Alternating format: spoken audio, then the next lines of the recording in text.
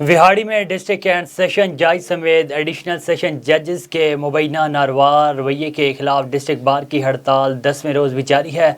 जजेस के रवैये के खिलाफ member Punjab Bar Council Syed Jafar Tiyar Bukhari, सदर हाई कोर्ट बार मुल्तान मियाँ आदिल मुश्ताक और सदर डिस्ट्रिक्ट बार विहाड़ी बाबर मंजूर ने प्रेस कॉन्फ्रेंस करते हुए कहा कि डिस्ट्रिक्ट एंड सेशन जज समेत मिल्सी और भूरेवाला के जजेस का वकला के साथ रवैया इंतहाई गैर मुनासिब है।